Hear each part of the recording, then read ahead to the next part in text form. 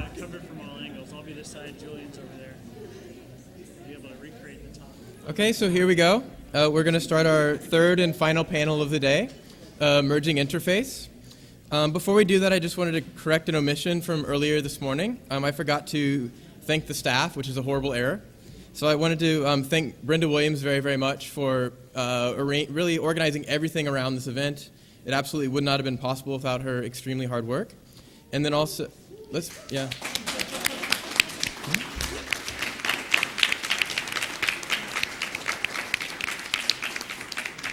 And then also Gareth, Allen, and Mihai and Maroon for basically organizing all the technology around the event, which also leads into tomorrow. I wanted to just say one last time that we're doing workshops tomorrow, 2 sets, one in the morning and one in the afternoon. And we still have a few, I think 10 spots available in the Writing for the Mobile Web workshop, which is tomorrow from 2 to 5. And if you're interested in that, there's time to sign up. The rest are full. But hopefully workshops will continue at the public school after this event's over. And also just to say one last thing, we have an informal reception at 6 following the panel, and I hope you can all join us for that. And with that, I'll turn it over to John Underkoffler.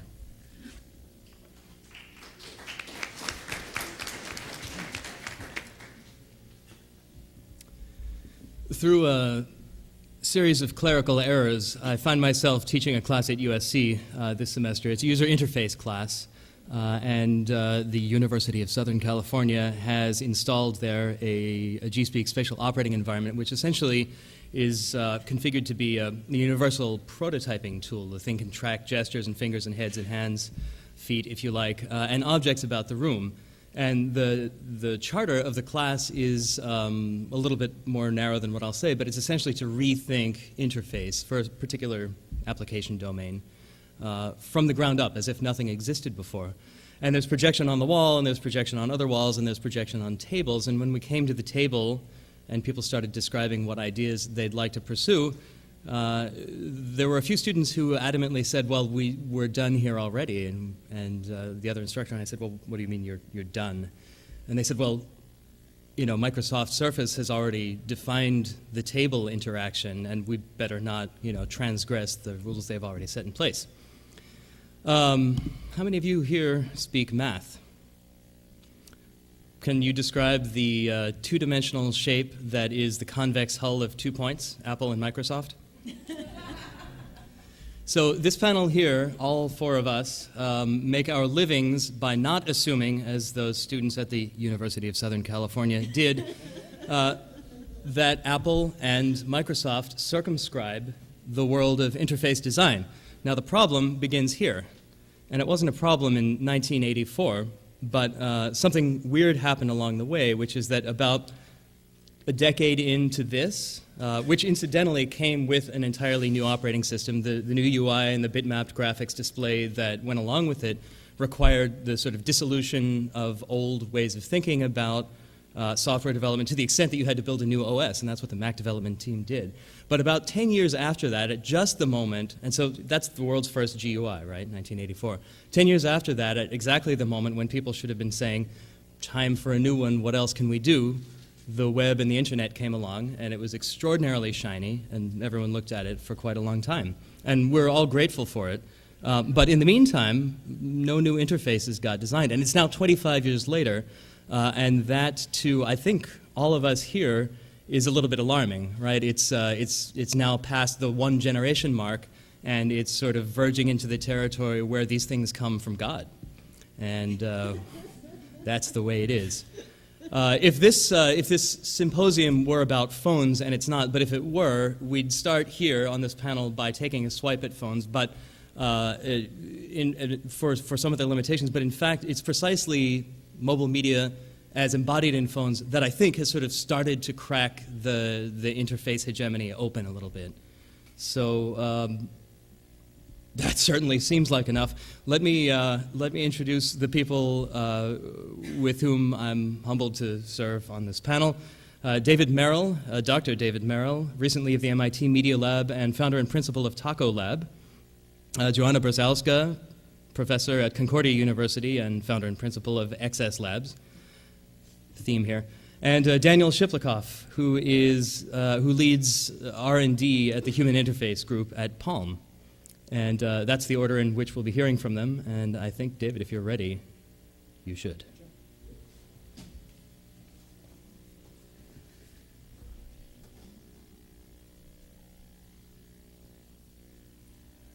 All right, thanks, John. So I'm David Merill, and I'm going to tell you about this project I've been working on called Siftables, but I also want to make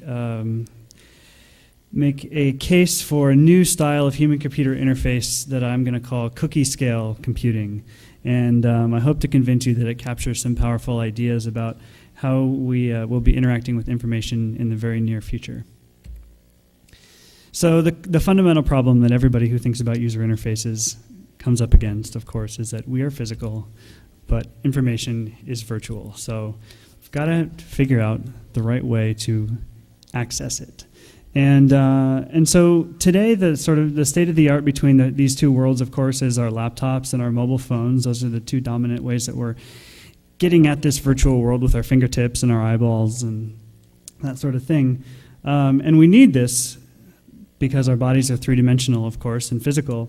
But I think these devices are giving us a pretty narrow keyhole to peek through and to reach into this virtual space so far. This is the way we begin interacting with the physical world around us when we're kids. Probably a lot of us played with blocks like this. And they're physical, they're spatial, they teach us about reaching and grasping and spatial relationships and spatial reasoning. And we develop a lot of ways of thinking around this kind of physical interaction with both hands and all of our fingers and our bodies engaged. But consider interacting with this pile of blocks with one fingertip. Or if you had a pile of Legos in front of you and someone said you could use one fingertip to build with them, how limiting that would be. And that's really what this mouse cursor is giving us. Despite how great and how useful the mouse is because it's gestural, we're coping with a one fingertip style of interaction when we use the desktop. So, along with my colleague Jeevan Kalanithi at the Media Lab, we started to think, well, what if interacting with digital information was more like this experience that we all had as kids interacting with alphabet blocks? What if we really could reach in with both hands and all of our fingers, and it wasn't even just moving these fingertips around on the surface, but rather grasping objects and moving them around as a way to interact with digital content that they represent? What if organizing your digital photographs was like this? So here's what we have today. This is basically the state of the art in small form factor computing. The modern smartphone has a real operating system, applications, multitasking. It's doing a lot of things that real computers used to do, but now it's mobile. And these days it even has a user interface that's designed specifically for that mobile context. It's not just a kludge of the desktop GUI anymore. And it's about the size of a chocolate bar. And that's about as small as we get for devices with these types of capabilities. And that has to do a little bit with the size of components and screens and how big things are on the inside, but it also has to do with the context of use. We use this one small display to access a lot of information, very rich, detailed information that requires a lot of visual inspection. Any smaller, and it would be hard to see all that information. We also need to be able to look at it, hold it up to our ear, hold it up to our face. We don't want it to get lost in our handbag. There's a lot of reasons why the modern smartphone is the size and the form factor that it is. But what happens when computers go from the size of a candy bar to the size of a cookie? But let me back up a little bit. Why should we do this? Most of us would agree that we can. You know, the components, the electronics are small enough to do this, but of course we all know just because we can, should we? That's a question that's worth asking. What about cookie-sized computers might actually be an advantage to us as humans? So to make this case, I would say first, one problem with standard computers is a social one. This is a typical internet cafe. Using the PC pulls us out of the space around us and pulls us into this experience with a screen where we tune almost everything else out. So it's not a very social experience. Mobile phones don't solve the problem, actually. They just take it out into the public a little bit more. Everyone is still focused and drawn into one small display, zoning out everything around them. They just happen to be out sitting on the subway or walking down the street or driving in their car. So two problems with the current state of things. The social problem. The next problem, to set this context, I would say think about the bad old days of computers when this is the way they worked. Back in the days of punch cards, you had to be really careful before you would dare feed your program into the computer. And the reason was it was an extremely limited resource, right? If I had a bug in my program and I didn't realize that until I fed it in, I might have to wait until the end of the day or the end of the week or next week before I got back in the queue and got to the front and got a chance to feed my program in again. So you had to check and double check and triple check before you would put your program in. But then, of course, in the meantime, we've been moving in this direction of rapid prototyping, where now all of us has access to computation. It's very plentiful. We've all got a laptop, a mobile phone. That's not the bottleneck anymore. It's more about what can we do with it creatively.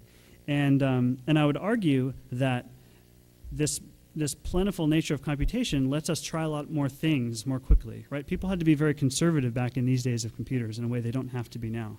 So I want to convince you that it matters a lot how we access information and how we manipulate information, right? These days, often if you have an idea, it's a much better course of action to just try it out and see how it works than to spend a lot of time deliberating about whether it's going to be good or not. Just try it. And this also relates to a theory of cognitive science called distributed cognition that came about in the 80s. Ed Hutchins was talking about how objects help us think when we're problem solving. How we can offload mental computation onto the tools that we use for problem-solving activity. And there's a couple neat experiments that were run that illustrate the basic idea here. One was Tetris players, and the researchers were looking at how many rotations on average a player would apply to a piece before dropping that piece into the bottom. And the counterintuitive result was that the greater the skill level of a player, on average, the greater amount of rotations that player would apply to the piece before dropping it. And when I first heard this, it was confusing because I thought, well, if you're a good player, you should just see where it needs to go and get it there with the minimum of rotations, minimum of movement. But what it suggested was it was more efficient to actually do these computations out here in the world where you could see the result than to try to keep it all in your head.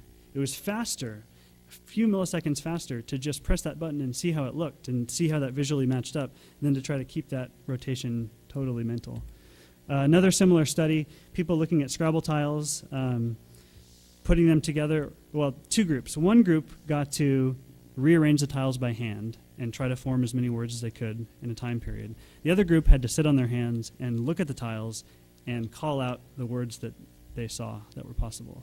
And in this case, not surprisingly, the ones that were able to actually reach out and rearrange the tiles found more words and they found them faster. So it helps to be able to reach out and manipulate the problem space in a way that is efficient.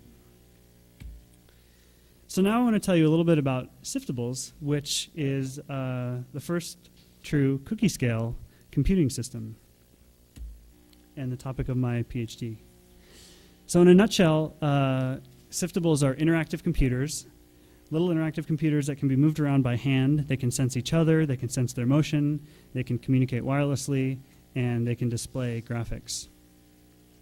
And as an early example of cookie scale computing, Siftables give physical embodiment to digital items, and I think they're a harbinger of the next wave of interactive systems that we're going to see.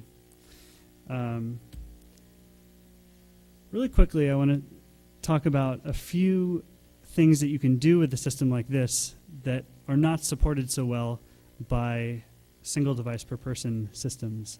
And I would loosely categorize these into the category of multi-object gesture.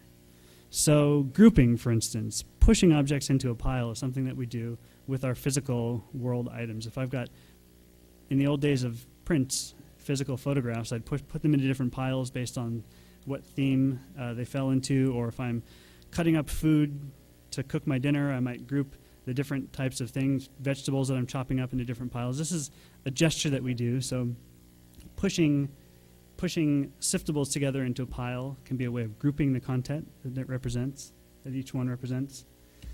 And then, of course, when you're building a tangible user interface, you always run into this problem if you have this one-to-one mapping of content items to physical objects. Say I'm organizing my photos and each one is a thumbnail on one of these devices, that I'm going to run out of the physical objects. I'm never going to have as many siftables as I have photographs on my computer. So here's a design solution for that, which is, given that each of these have displays, we can group and compress and take a grouping that we made and with a gesture compress it down onto one siftable and then make that legible to the user by showing a graphical indicator on the screen. Pouring is a gesture we can borrow from the physical world. We all know pouring a liquid from one container to another. If I had a character represented by a siftable and a health potion represented by another, I might pour that potion into my character to feed more energy into my character. And these are just a few examples of the kind of things you can do. Queuing things up, of course, ordering things ranking is something that we also do quite often, making a slideshow. So lining these up is something that these devices can sense as well. So my to-do list for the day, video clips into a video, things like that. And then finally, being aware of their surroundings. So thumping the table is something they can also sense, having some inertial sensitivity with an accelerometer, a way to address them all at once by banging on the surface that they're on. So John asked us to be very brief, so that's all I'm going to show theoretically. I'm going to show you some videos to close it out. Here are some example applications that we've built. This is a maze exploration app that an undergrad working with me a while ago built, where basically your character is represented by the black dot, and you can explore this territory by moving the two devices around each other. And it's like having a flashlight that you can shine down the corridor in one direction. And then you tilt the object, tilt the siftable to dump that character into that next spot. So it's like dumping an object from one container to another. And then you can shake it and you'll get a map mode to see where you've been and where your character is, and shake it again to put it back into exploration mode. So I think this is one kind of interesting example, both of that metaphor of using dumping as something we know from the physical world, but with virtual information, and also exploring this larger territory. Here's a word-finding game. It's kind of like a mix between Scrabble and Boggle, where basically each screen will show a letter on every round, and you just have to find words.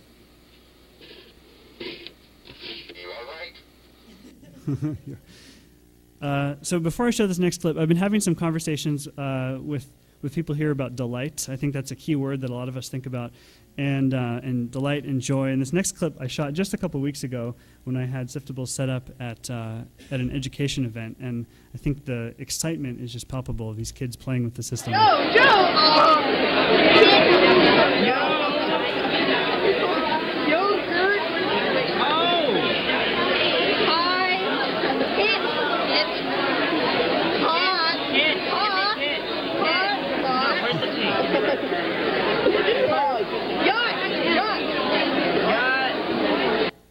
So that's really cool. I mean, it's fun, and it's also very social.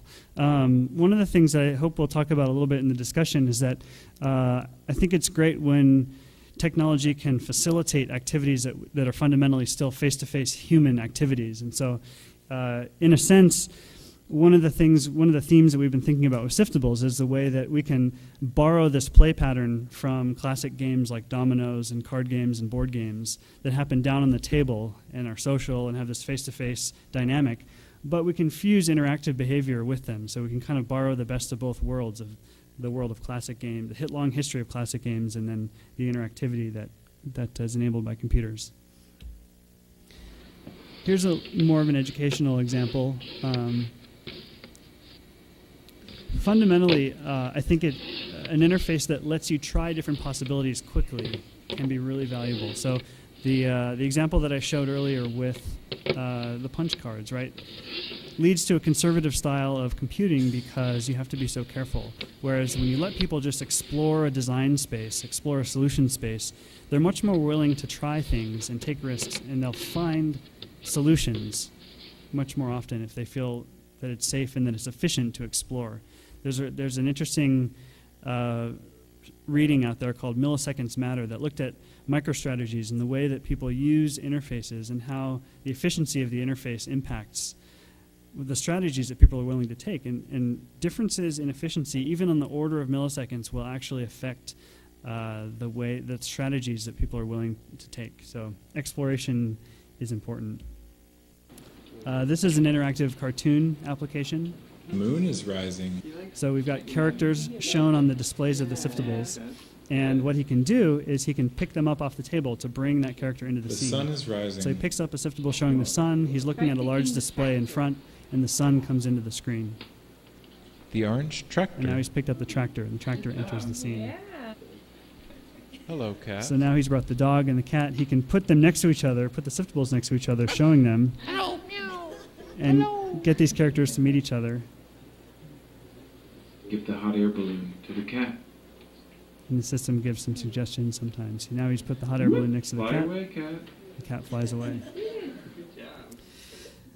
So anyway, it's kind of a choose your own adventure, choose your own narrative.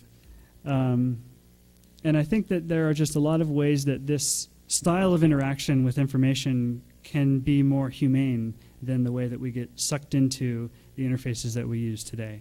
So just to wrap up, I think cookie scale computers being physical are going to be valuable to us. Multi-object gesture is useful because it's social, it's efficient.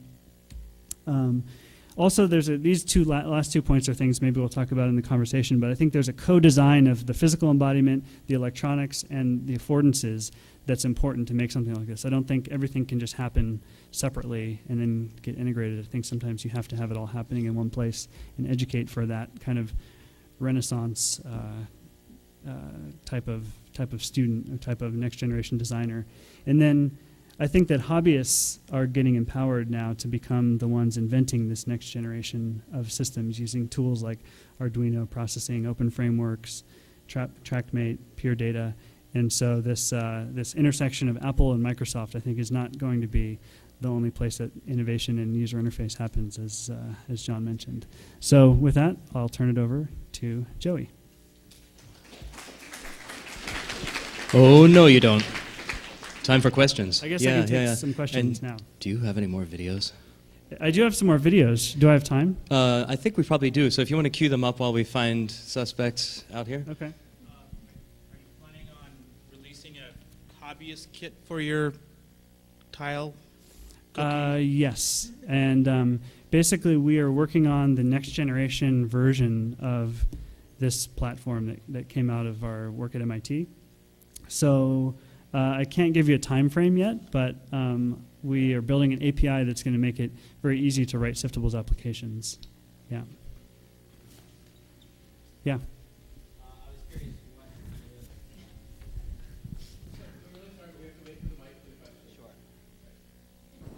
I was curious what price point you expect to release Siftables at.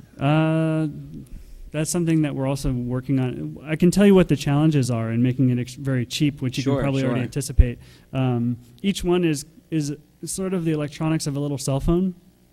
So if it gets better the more you have. So making a kit of them. At first we thought, well, they're going to be a little expensive, so maybe we should make a kit of 4 at a time because that we could make that sort of reasonable price-wise. And then we're trying to capture a lot of feedback from people also to get people's reactions, and that doesn't quite seem like enough to do interesting applications. So it's a big challenge. As we work with manufacturers, that's going to be one of the things that helps us select a manufacturer who can get the price point down with us, or down the furthest. It's going to be one of the factors. Let me show. So I have one other video that's already embedded in my presentation, so it's easy to queue up here. But this is actually maybe my favorite Siftables application that I've built so far. This is a music sequencer, and I'm a musician and have built a lot of musical interfaces too. And a conversation just before my talk, actually, I think musical interfaces are a good proving ground for user interface in general, because to make a user interface that feels right, that feels snappy and delightful, you have to get a lot of things right. You have to get the latency nailed. It has to be 20 milliseconds less of a response between when your finger does something and when something happens. 10 milliseconds is even better. And it has to be expressive and doesn't necessarily have to be intuitive. But anyway, it's a good sort of obstacle course to put your interface through. If it can make music, it's probably good. So here is a music sequencer that has different voices, so lead line, bass, and percussion. And you can see there's these different dot patterns around the edge. And so this was like a fun design challenge. I wanted to make each one of them represent at least 4 different versions of the particular voice. So that's how I represented that visually. And it's like a sample sequencer where you set up a timeline and then stick samples into the timeline. That's the dominant interaction. And so these sample sequences, or sample sequence siftables, start out, that's like a tongue twister. They start out blank, and then you can insert the voices into them. There are effects like reverb and filter that you can actually attach to one of the voices, like attach it to the bass line and then adjust it by tilting, and other global effects like tempo and volume. So here's how it looks in action and sounds. So I've inserted a sample into those 2 sequence pieces, made a sequence of 2, then extended it to a sequence of 3. And now I've inserted a bass line into the 2 right-hand ones. And you can see where we are with the little cursor around the border. Now I'm inserting a drum track into each of them, but a different version of the drum into each one. And now I'll attach the filter to the drum. It's kind of like having a wah pedal that you can adjust by tilting. Speed the whole thing up with the tempo siftable. So there's the filter on the bass line. And just like alphabet blocks, you can arrange them on the fly, and it'll keep going. And then I can do my studio fade with the volume siftable, fading it all the way out. So anyway, I'll leave it at that. And if there are no more questions now, I can turn it over. Or if there are, I'll take them.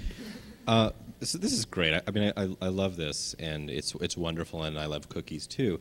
Awesome. But there's something that's sort of underneath your whole talk. It's a very HCI sort of thing to be under. There's a notion of sort of transparency and getting back to something. And you talked about like things are more social or more. The screen is bad. And we want to get back in touch with one another. And I'm glad that you played this example before my question, because I think you're definitely playing with something, but it's really largely arbitrary. So I guess can you really defend this connection between building this wonderful thing that's some new way of interacting with stuff in the world, and this weird idea of it being sort of more natural or more humane? Because there's nothing humane about wooden blocks, really. It's just that we've become accustomed to them.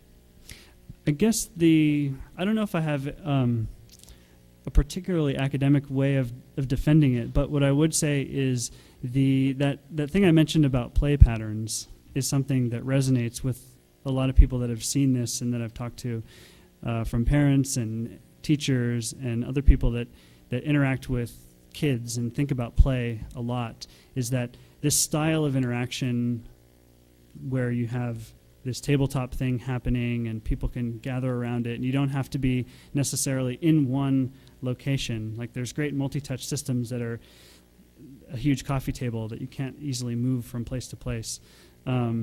So just maybe it's more of a gut connection between the wholesomeness or the value of that play pattern, but wanting to adapt it to the kind of technological possibilities that we get with computers. That I think is the contribution, that it brings something like the best of both worlds to the table when you have this kind of interactive physical token. I don't know if that's the justification you're looking for, but that's the way I rationalize it. Yeah, I don't know what I think about it either. I mean, I think it's a complicated question. Yeah. But when I think about some of these things, I always try to go back to a point of reference, like a book. Whenever someone says to me, because I study games, and they say, "Well, don't games just keep people inside? They're not going out and playing." Well, books do too, but that doesn't seem to bother us. So I just always am dubious when I hear this kind of naturalization argument that we're kind of getting back to basics or getting back to our true nature or getting back to a fundamental way of learning or all of those sorts of ideas which are probably not actually all that natural in the first place. I see what you're saying, though, about the connection to manipulables. We talked about this earlier a little bit. Yeah, I mean, there's also the kind of two-handedness of it. If you are working in a world of a digital world, of having a lot of information items that you're manipulating, that it does make sense to be able to use both hands and use your fingers and use your body. I mean, one of the original inspirations for making this system was thinking about having a big pile of Legos out on the table and thinking about just the way you use your hands and your arms when you've got so many physical objects to really push. You can reach out with an arm and push half of the pile this way and half the pile that way, and really get my body involved in ways that even a multi-touch system doesn't really allow me to do. Yeah. So, I mean, it's more of a design argument than a true justification, but that's the way I think about it. Yeah.